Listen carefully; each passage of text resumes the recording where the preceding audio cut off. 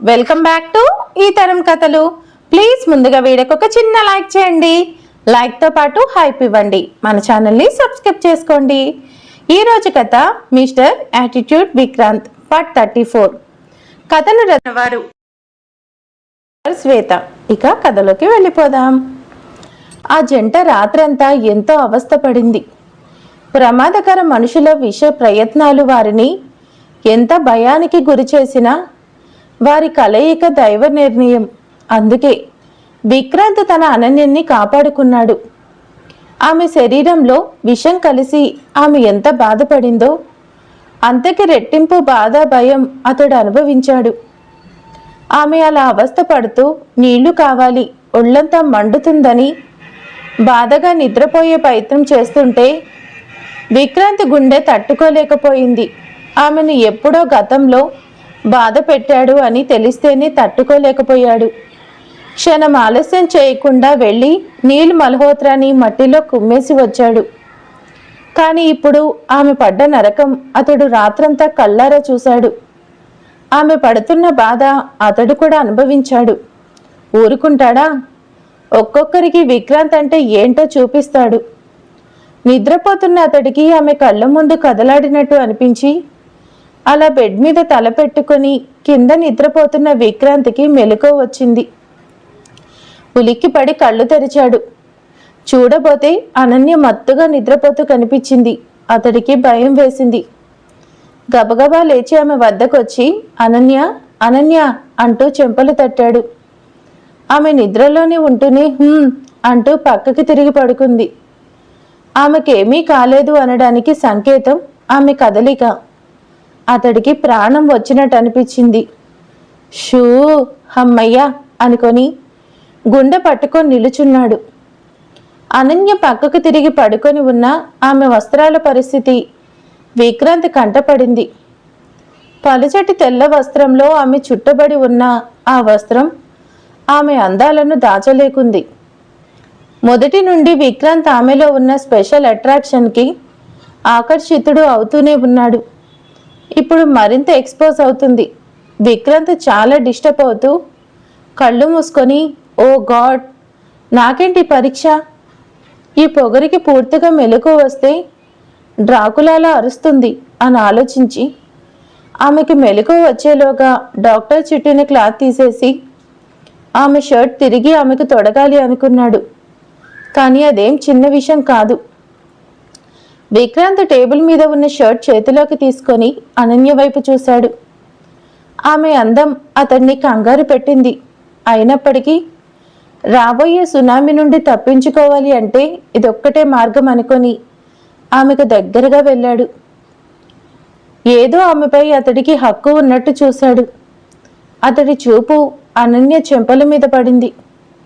అతడి మొరటి చేతులు నిన్న తనని గాయపరిచిన ఆనవాళ్లు కనిపిస్తున్నాయి. ఆమె చెంపలు కందిపోయి చేతి ముద్రలు తెలుస్తున్నాయి. అంతే, మనసు కలత చెంది కళ్ళు చెమ్మగిల్లాయి. ఎంత మొరటువాడిని నేను! లేలేత పుష్పాల కంటే కోమలమైన కుసుమాన్ని, రాతి కంటే కఠినమైన నా మొరటు కరుముతో కనికరము లేకుండా గాయపరిచాను. ఎంత బాధ కలిగిందో కదా! అంతటి అవస్థలో ఆమె కొట్టకుర నొప్పిగా ఉందని చెప్తున్న మాట గుర్తుకొచ్చింది. అంతే, విక్రాంత్ అతడి చేతి వైపు కోపంగా చూసుకొని చాలా ఫీల్ అయ్యాడు. ఐఎమ్ సారీ అనన్య అని మనసులో క్షమాపణ చెప్పుకొని చాలా పెద్ద సాహసం చేసేందుకు ముందుకు వంగాడు. సరిగ్గా అప్పుడే అనన్య ఇటు తిరిగింది. అంతే, విక్రాంత్ గుండె ఆగినట్టయింది. అనన్య పెదవికి అతడి పెదవి కాస్త దూరంలో ఉంది. ఏమాత్రం అతడు కదిలి ఉన్నా ఆమెకు మరోమారు ముద్దిచ్చేవాడు. కానీ అలా జరగలేదు. చాలా జాగ్రత్తగా వెనక్కి తగ్గాడు. కానీ అతడి చూపు అనన్య పెదవిపై పడింది. అందంగా ఎర్రటి గులాబీ వర్ణం కలిగిన ఆమె అదరం, అతడి గుండెను కాజేసిన ఆమె అందమైన అదరం అలసిపోయింది. అవస్థ పాలయ్యి నిన్న తన ప్రయత్నం గాయపడింది. అతడి పంటిగాటు చేసిన గాయం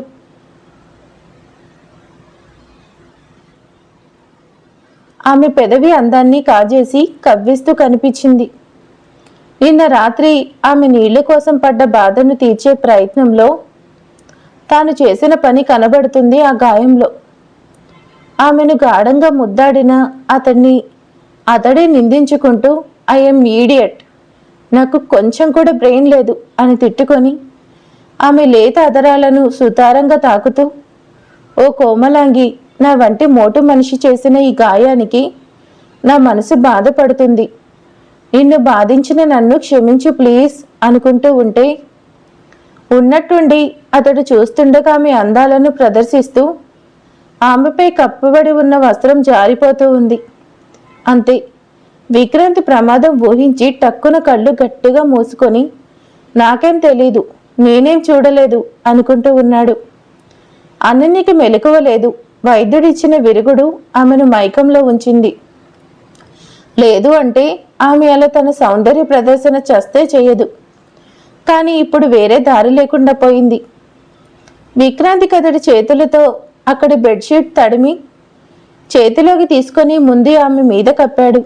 ఆమెను పూర్తిగా ప్రొటెక్ట్ చేశానో లేదో అని డౌట్గా చూస్తూ ఉన్నాడు. ఆమె నెక్ వరకు బెడ్షీట్ ఉంది. అమ్మయ్యా అని ఊపిరి తీసుకున్నాడు. కానీ చేతులు వణుకుతూ గుండె వేగం పెరుగుతూ అతడి గొంతు తడారిపోయింది. నేనేం చూడలేదు, నాకేం తెలీదు అని చెప్పుకుంటున్న అతడి కళ్ళు ఆమె అందరినీ చూడకుండా లేవుగా. మనసు తలుపు ముయ్యలేక సతమతం అయ్యే అతడి అవస్థ వేరెవరికీ అర్థం కాదు. విక్రాంతి గుండె కంగారు పెడుతుంటే వణుకుతున్న చేతులతో అనన్య షర్ట్ పట్టుకొని ఆమెను కాస్త పైకెత్తి అతడి గుండెకు హత్తుకున్నాడు. ఆ క్షణం అతడి ప్రాణం ఎంత జివ్వుమని లాగిందో. ఎంత కష్టం మీద కళ్ళు మూసుకొని ఏమాత్రం పొరపాటు కాకుండా ఆమెకు షర్ట్ వేస్తున్నాడు. అది ఎంత కష్టమో ఒక విక్రాంతికే తెలుసు. అనన్య చేతులు షర్ట్లో తొడిగి తిరిగి బెడ్ మీద వెల్లికిలా వేశాడు. కళ్ళు మూసుకొని ఉంటూనే షర్ట్ బటన్స్ వేస్తూ ముందుకు కదిలాడు. చివరి బటన్ ఆమె నెక్ వద్ద పెడుతూ ఆమె వంక చూడను అనుకుంటూనే చూశాడు. అనన్య నిద్రలో ఉంటూనే ఇబ్బందిగా ఫీల్ అవుతున్నట్టు కనిపించింది. అతడి చేతికి ఏదో మెత్తని స్పాంజీలా ఒత్తుకున్నట్టు అనుభూతి కలిగింది. చివరి బటన్ పెట్టేసి కంగారుగా చేతులు వెనక్కి తీసుకొని నాకేం తెలీదు, నేనేం చూడలేదు, నేనేం చెయ్యలేదు అని భయంగా అతడి చేతుల వైపు చూసుకున్నాడు. ఇంకా ఆ చేతులు వణుకుతూనే ఉన్నాయి. ఆమె సుకుమార సౌందర్యం అతడి చేతులను తాకింది అన్నది తెలుస్తుంది. కానీ విక్రాంతి నాకేం తెలీదు, నేనేం చేయలేదు అని సమాధానం ఇచ్చుకుంటూ ఆ ఏసీ గదిలో చెమటలెక్కేసి మొత్తానికి అనన్యకి షర్ట్ వేసేశాడు. ముందైతే గది బయటకు వెళ్ళిపోవాలి, లేదా ఊపిరాడకపోయేలా ఉంది అతడి ప్రాణం. టేబుల్ మీద ఉన్న అతడి ఫోన్ అందుకొని మెరుపు కంటే వేగంగా బయటకు వెళ్ళిపోవాలని చూశాడు. సరిగ్గా అప్పుడే అనన్య అతడి చెయ్యి పట్టుకుంది. అంతే, గుండె ఆగిపోయింది. అతడికి భయంగా ఆమె వంక చూశాడు. అప్పుడే మెలకువ వచ్చింది. ఏమో అనన్యకి నీరసంగా అతడి వైపు చూసి, ఏయ్ ఎక్కడికి వెళ్ళిపోతున్నావు, ఆకలేస్తుంది అని అడిగింది. అంతే, విక్రాంతికి చాలా బాధ కలిగింది. ఆమెను విడిచి వెళ్ళాలి అనుకున్న అతడి పొరపాటుకి సరిదిద్దుకొని దగ్గరగా కూర్చొని అర్యు ఓకే అనన్య అన్నాడు. ఆమె ఓకే, బట్ ఒళ్ళంతా మంటగా అనిపిస్తుంది అని చెప్తూ ఆమె షర్ట్ సరిగ్గా లేదని చూసుకొని కంగారుగా బెడ్షీట్ పైకి లాక్కుంది. కాసేపటి క్రితం వరకు ఆ షర్ట్ కూడా ఆమెపై లేదు అన్న విషయం తెలిస్తే ఏమైపోతుందో అనిపించింది అతడికి. విక్రాంత్ ఇబ్బందిగా పక్కకి తిరిగి తలదించుకున్నాడు.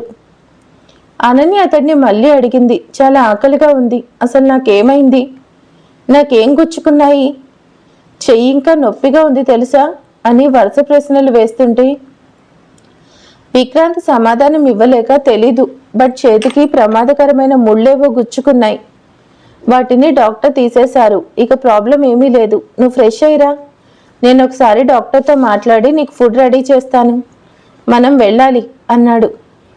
ఆమె ఓకే అని బెడ్ దిగబోయి ఓపిక లేనట్టు అయిపోయి పడిపోబోయింది. విక్రాంత్ కంగారుగా హే చూసుకో అంటూ ఆమెను పట్టుకున్నాడు. అనన్య అతన్ని సపోర్టుగా పట్టుకొని అతడి కళ్ళలోకి చూస్తూ కొన్ని క్షణాలు తడబడింది. తనని తాను కంట్రోల్ చేసుకుంటూ, అసలు నడిచే ఓపిక లేదు, సారీ, నేను కావాలని నీ మీద పడలేదు, ఓకే అని అతన్ని విడిచిపెడుతూ నెమ్మదిగా వాష్రూమ్కి వెళ్ళింది. ఆమె వెళ్లే వరకు మౌనంగా చూస్తూ ఉండిపోయాడు విక్రాంత్. అనన్య చాలా చేంజ్ అయింది. ఒక్క రోజులో ఆమె ఎనర్జీ అంతా పోయింది. దీనంతటికీ కారణం ఎవరో వాళ్ళు నా చేతిలో చేస్తారు, వాళ్ళని విడిచిపెట్టను అనుకొని డాక్టర్కి ఫోన్ చేశాడు. ఆయన విక్రాంత్ ఫోన్ కోసమే చూస్తున్నారు. అతడు ఫోన్ చేయడంతో, ఏమైంది బాబు, అమ్మాయి బానే ఉందిగా అని అడిగారు. విక్రాంత్ నైట్ జరిగింది, ఆమె పడ్డ బాధ చెప్పాడు. ప్రస్తుతం ఆమె బాగుంది, ఆకలి అంటుందని, నడవడం కూడా కష్టంగా ఉందని చెప్పాడు. డాక్టర్ వివరంగా చెప్పారు. చూడు బాబు, ఆమె చావు అంచెల వరకు వెళ్ళొచ్చింది. నేనిచ్చిన యాంటీడోట్ ఆమె ప్రాణాలకు రక్షణ కలిగించినా ఆ మెడిసిన్ వర్క్ అయ్యేలా చేసింది. నువ్వెంతో శ్రమపడి ఉంటావో నాకు తెలుసు. ఆమె శరీరం కనిపించని అగ్నిలో కాలింది. ఎంత బాధ కలిగి ఉంటుందో నాకు తెలుసు. అందుకే 2-3 రోజుల వరకు కారం తగలకుండా భోజనం పెట్టండి.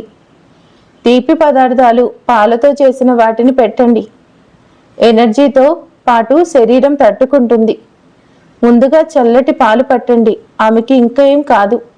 కాస్త ఎండలోకి వెళ్లకుండా జాగ్రత్త పడాలి చాలు అంటూ ఉంటే, విక్రాంత్ ఆయనకి థ్యాంక్స్ చెప్పి, నేను చూసుకుంటాను డాక్టర్, మీరెంతో సాయపడ్డారు, మీరే లేకుంటే నేనేం చేయలేకపోయేవాడిని.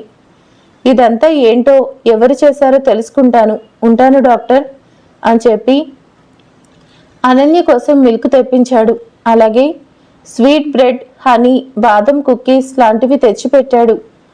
ఆమె ఫ్రెష్ అయి వచ్చి కూర్చుంది. విక్రాంత్ ఆమె చేతికి మిల్క్ అందించాడు. అనన్య సైలెంట్గా తాగుతూ ఉంటే విక్రాంత్ ఇప్పుడే వస్తా అని వెళ్ళి ఫ్రెష్ అయి వచ్చాడు. అతడు వచ్చేసరికి ఆమె తన ముందు పెట్టిన వాటిని తింటూ కూర్చుంది. విక్రాంతి రావడంతో చిన్నగా నవ్వి, ఇదిగో తిను అని అతడికి ప్లేట్ అందించింది. అతడికి ఆకలి లేదు, దాహం లేదు, కోపం ఉంది.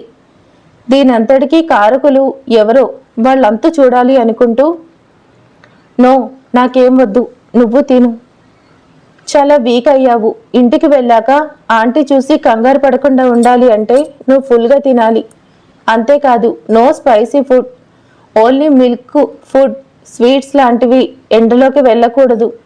ఒక 2 days, అర్థమైందా? నేను చెప్పినట్టు నడుచుకుంటే నీకేం సమస్య ఉండదు అని చెప్తుంటే అనన్య అతడి ముందు ప్లేట్ ఉంచి, నా కడుపు నిండిపోయింది, బయటకు వచ్చేటప్పుడు ఎక్కువ తినకూడదని బాగా బుద్ధొచ్చింది, కాబట్టి నువ్వు మిగిలింది ఖాళీ చేస్తే వెళ్ళిపోదాం అంటూ అతడికి దగ్గరగా వచ్చి, నువ్వు నిన్నటి నుండి ఏమీ తినలేదుగా, తిను బాబు, మళ్ళీ ఆంటీ కంగారు పడతారు, తిను తిను, ఆ ఫేస్ చూడు వాడిపోయి కనిపిస్తుంది. ఇలా గనక నిన్ను చూస్తే అనన్య నా సన్ని సరిగ్గా చూసుకోలేదని ఆంటీ దగ్గర నాకు మాట వస్తుంది అని ఒక కుక్కీ అతడి నోటికి అందించింది. విక్రాంత్ ఆమె చెంప మీద రాస్తూ సారీ అన్నాడు. అనన్య అతడి చర్య అర్థం కానట్టు చూస్తూ ఎందుకు అని అడుగుతూ, ఏదో గుర్తొచ్చినట్టు, నువ్వు నిన్న నన్ను కొట్టావు కదా, చాలా నొప్పెట్టింది, నాకు అదొక్కటే గుర్తుంది, ఎందుకు కొట్టావు? నేను మళ్ళీ ఏదైనా మిస్టేక్ చేశానా? అసలు రాత్రి ఏం జరిగింది అని అడిగింది. విక్రాంత్ కంగారుగా ఆమె ఇచ్చిన కుకీస్ గబగబా తినేస్తూ, నీకేం గుర్తులేదా అని అడిగాడు. ఆమె అంటూ పెదవి విరిచి ఆమె పెదవిపై ఉన్న చిరుగాయం తడుముకొని, అబ్బా ఏంటిది, ఎందుకు కొట్టావు అంటూ ఉంటే విక్రాంత్ ప్లేట్ ఖాళీ చేసి ఆమె సగం తాగిపెట్టిన మిల్క్ గ్లాస్ అతడి పూర్తి చేసి, నేను నిన్న చాలాసేపు తనని ముద్దు పెట్టుకున్నాను, ఈ పొగరికి మ్యాటర్ తెలీదు అనుకుంటా, అందుకే కొట్టాను, పెదవి కట్ అయింది అనుకుంటుంది, ఏదో ఒక స్టోరీ అల్లకపోతే ఇరుక్కుంటాను అని స్టడీ అవుతూ, ఏం చేయాలి చెప్పు, డాక్టర్ ఏమో నువ్వు నిద్రపోతే ప్రాణానికి ప్రమాదం అన్నాడు, నువ్వేమో మాట వినవాయే, ఎంత చెప్పాను, ఎన్ని చెప్పాను వింటేగా, అందుకే ఒక్కటిచ్చాను, తెల్లవారే వరకు నిద్రపోకుండా ఉన్నావు, ఆ తర్వాత నిద్రపోయావు అంతే అన్నాడు. అనన్య అలాగా అన్నట్టు చెంప తడుముకున్న చూస్తూ ఉంది. విక్రాంత్కి ఇంకో డౌట్ వచ్చింది. అన్నట్టు నీకు నైట్ నేను చాలా విషయాలు చెప్పాను, గుర్తున్నాయా అని అడిగాడు. ఆమె అయోమయంగా చూస్తూ తల పట్టుకొని లేదు, ఏం చెప్పావు అని అడిగింది.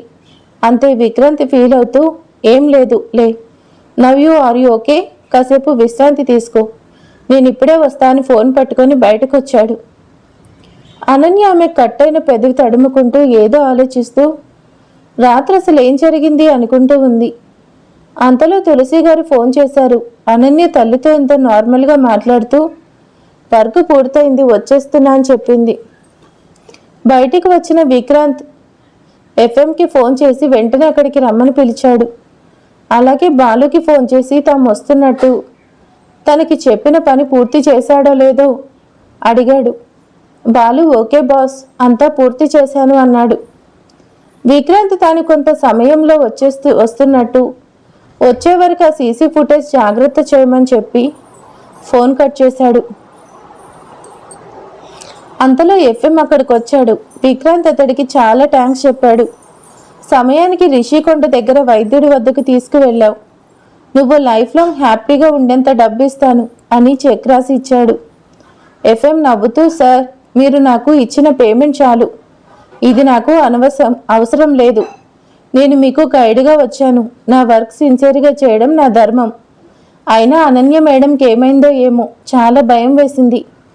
నాకు ఇప్పుడు మేడం బాగున్నారు కదండి, చాలు, నాకు అదే బాగుంది అన్నాడు. విక్రాంత్కి అతడి సిన్సియారిటీ నచ్చింది. అతడికి ఎవరూ లేరు అన్నది తెలుసుకొని ఇంతకంటే బెటర్ జాబ్ ఇస్తాను, మాతో వస్తావా అని అడిగాడు.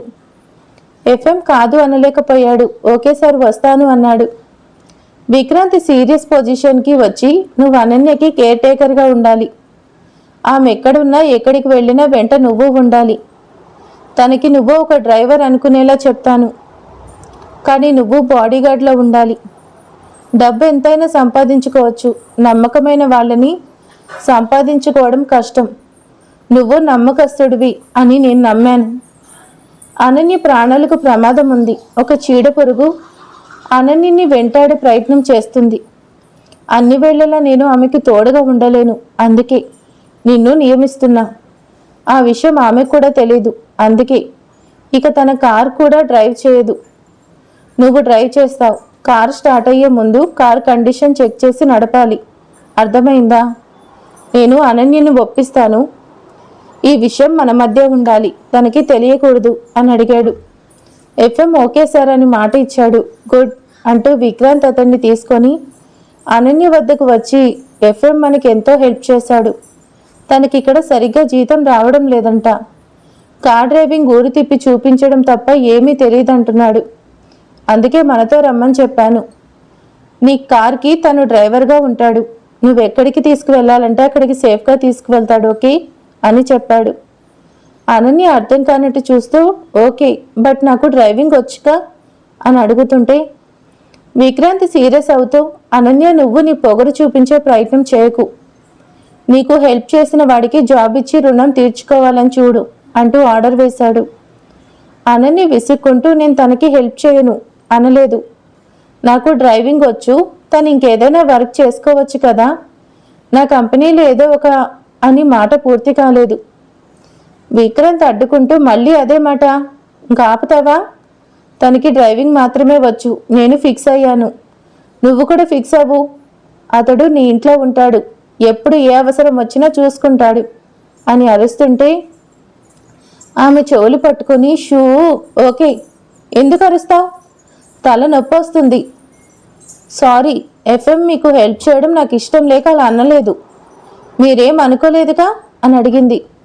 ఎఫ్ఎం విక్రాంత్ ఆమెపై ఎంత కేర్ చూపుతున్నారు అర్థం చేసుకొని నేనేమీ అనుకోలేదు, మీతో పాటు వస్తున్నా, మీకు డ్రైవర్గా అలాగే మీకు హెల్ప్ చేసే సేవకుడిగా ఉండేందుకు నాకెంతో సంతోషంగా ఉంది. బాగుంది, ఈ కొత్త పోస్ట్ నాకు బాగుంది. నా లగేజ్ 2 జతల బట్టలు అవి మా పిన్ని గారి ఇంట్లో ఉన్నాయి, పొయ్యి తీసుకువచ్చేస్తాను అని అడిగాడు. విక్రాంత్ అడ్డుకుంటూ ఏం అవసరం లేదు, నేను అన్ని ఏర్పాట్లు చేస్తాను, మాది ఇప్పుడే బయలుదేరు. ఎవరికైనా నువ్వు హైదరాబాద్ వెళ్తున్నట్టు చెప్పాల్సిన అవసరం ఉంటే చెప్పేసిరా చాలు అంటూ ఉంటే ఎఫ్ఎం నవ్వుతూ నేను ఎక్కడికి పోయినా ఎవరు అడగరు సార్, నేను వర్క్ చేస్తున్న టూరిస్ట్ కంపెనీ వాళ్ళకి కార్ హ్యాండ్ ఓవర్ చేసి వచ్చేస్తా అని వెళ్ళాడు. అనన్య ఇప్పుడు బెటర్ అయింది. ఆమె చెవులకి జుంకాలు లేవు. వాటిని డాక్టర్ విక్రాంతికి అప్పచెప్పారు. విక్రాంతి వాటిని అనన్య ముందుంచి తీసుకో అన్నాడు. ఆమె ఓపిక లేదు, చాలా బరువుగా ఉన్నాయి, తర్వాత పెట్టుకుంటా, నీ దగ్గరే ఉండని అని చెప్పింది. విక్రాంతి వాటిని పాకెట్లో పెట్టుకొని ఆమె మెడలో మెరుస్తూ ఉన్న గొలుసు వంక చూసి, నీ ప్రాణాలు పోయేలాంటి పరిస్థితుల్లో ఉన్నావు, అప్పుడు కూడా ఆడవాళ్ళని మెడలో గొలుసు తీయనివ్వలేదు. ఎందుకు అనన్య? ఆ గొలుసు నీకు ప్రాణం కంటే ఎక్కువ అనుకున్నాడు. ఆమెను అడగాలని ఉన్నా ఇప్పటికీ చాలా అయ్యింది. ప్రస్తుతం హైదరాబాద్ చేరుకోవడం మంచిదని మౌనంగా సిద్ధమయ్యాడు. కొంతసేపటికి ఎఫ్ఎం వచ్చాడు. ఇక అనన్య బాధ్యత అతడిది అన్నట్టు నమ్మకంగా ఉన్నాడు. విక్రాంతి వెళ్దామా అని ఆమెకు చెయ్యిచ్చాడు. అనన్య అతడి చేయి పట్టుకొని బయటకు వచ్చింది. ముగ్గురు ఎయిర్పోర్ట్ చేరుకున్నారు. ఇంకో గంటలో హైదరాబాద్లో ఉంటారు. మరి అక్కడికి వచ్చిన విక్రాంత్ సీసీ కెమెరా వీడియో చూసి జరిగింది తెలుసుకుంటాడు. తర్వాత ఏం చేస్తాడు నెక్స్ట్ పార్ట్లో తెలుసుకుందాం. Thank you for watching. Bye.